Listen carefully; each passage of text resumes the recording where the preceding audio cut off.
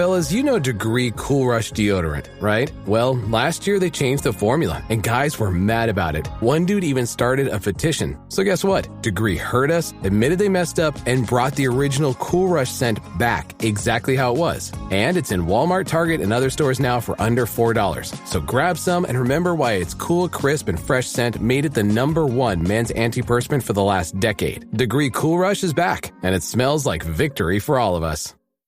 Auto insurance can all seem the same until it comes time to use it. So don't get stuck paying more for less coverage. Switch to USAA Auto Insurance and you could start saving money in no time. Get a quote today. Restrictions apply. USAA. Hilton brings you new ways to stay. With experiences that let you capture the glory days. Introducing the Graduate Hotels. Each inspired by local college towns, these stays are always original and never boring. Get in touch with traditions all across the country and enjoy a stay that's a class above the rest. Book at Graduate Hotels with Hilton Honors Points at Hilton.com. It's a win-win. Hilton, for the stay. From the Fifth Quarter Studio in Madison, Wisconsin, you're listening to High School Hoops with your hosts, Steve Collins and Jake Stager.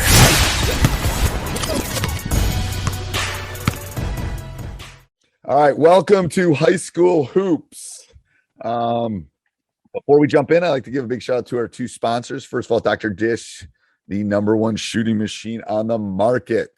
And a better discount in 2022. I know, right? $400 off. Mention High School Hoops. Mention me. Mention Coach Collins, and they will take really, really good care of you. Trust me. Anyway, I need about, like I was telling you last week, I need about 17 of these. But anyway, and then go over and check out teachhoops.com for coaches who want to get better. It's what allows us to keep the lights on. Like I was saying this in another podcast, it is what I would have wanted 25 years ago. That's what I built. I built something I would have wanted 25 years ago. And nothing else. I was telling Coach, you can even see my daily vlog now. I started the first day of tryouts. Now we're in January. I've been pretty good. I took off Christmas Eve, Christmas Day. I think I didn't do one, but other than that, I've been every day.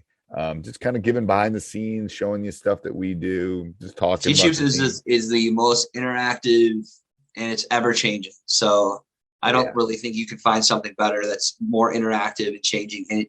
And really it's a fit. It fits to what you need. So whatever it does, it's crazy. Like some coaches just want to talk to me. Some coaches want the resources, and some coaches want office hours. It's just it depends on the specific group. But all right, so what's today's topic, Coach? Well, I try to do things, and we've been talking about a lot of things just within the context of a season. Is as we get ready for the second time around against our opponents and all that. Like, how do you prepare for set plays for your opponents? Like, is that a 1-2 day thing? Is it, you like to layer it out? Is it bait? I bet you there's a lot of variables because every team is different. There's teams that run lots of sets. There's lots of teams that don't hardly run any sets. Like what has been your mantra or your approach towards scouting and preparing for teams? Scout. Obviously. Scout. Yep.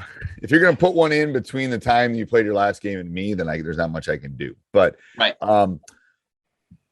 I will do it several things. We'll always do the minimum we'll do is we'll send it to them so they visually can see it, and we'll also walk through it. So do it, see it, hear it is what, that's how people learn. So the minimum I will do is I will talk about it.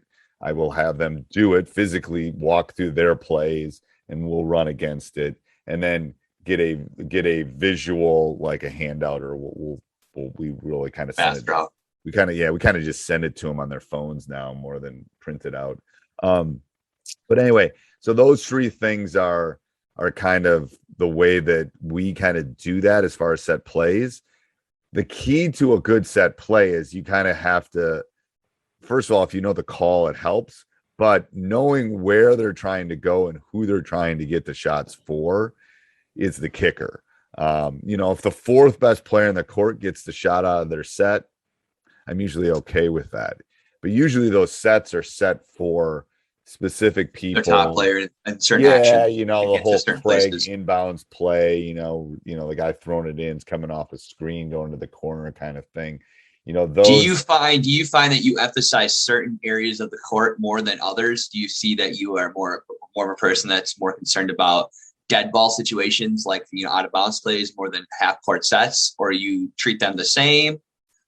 Well, definitely out of bounds plays. We always try to do that. And we always try to change up defensively, maybe what we're doing against it. Right. Because it is an opportunity. You can really deny those opportunities because it is a dead space in the game, right? Yeah, and we also use it as a way to maybe change up defensively to see if something else works. So if we're playing zone, we maybe go man. If we're playing man, we maybe go zone. Yeah. Because it forces our hand to kind of see how they adjust to it. Because if they don't score off it, then they're gonna, you know, maybe we're in a 2-3. So they don't score off it. Now we get to see how they adjust to our 2-3, or maybe we're in a 1-3-1 and they don't score off it. Now we're in our 1-3-1 or whatever it is. So I kind of try to use it that way in my toolbox a little bit to kind of jab at their front line to see how they adjust to it. But I think sets and I think out of bounds plays are always a good use of some time, especially in game prep, from several purposes. I think it helps the players kind of know what's coming. I think it also makes them feel like they're prepared. You know what I mean? Coach has put his time in. Coach knows what's happening. Nothing's going to freak us out, kind of thing. So I think that kind of helps in that standpoint too a lot, to be honest with you. Saturday presents in the red corner the undisputed, undefeated Weed Whacker guy, champion of hurling grass and pollen everywhere. And in the blue corner, the challenger, extra strength Saturday. Eye drops and work all day to prevent the release of histamines that cause itchy allergy eyes. And the winner by knockout is Saturday. Saturday, bring it on. What's your thought? So how much time would you say you dedicate before a team? I mean, so let's say we played on Tuesday, Thursday this week. So let's do our Thursday opponent. So we sent them to them on Wednesday. We briefly walk through them Wednesday in practice, so 3-4 minutes. And then Thursday's walkthrough, we spent a little bit more time and actually went live on that because I don't do a lot of full court stuff on a walkthrough. Right. But I'll do that. I'll do an out of bounds player, a quick hitter live because it doesn't take much out of them. So I would say a total of probably 10 minutes. So from a Tuesday to a Thursday game, maybe a little bit more if we have a longer for an opponent. But it's just one of those things that people can tweak so easily that you kind of got. I guess one of the things that the golden nugget, I think sometimes, like as young coaches, we may spend too much time. Yes, I do. I think we spend way too much time, to be honest with you. It's like, here's what they're going to do. Roughly, this is what they're looking for. And then I basically, this is my soapbox and I get on them about talking. Like, are you talking? Are you talking? Are you talking? Right. So like, you know, in the end, it's going to come down to your defensive principles, the way that you handle your defense and what you do.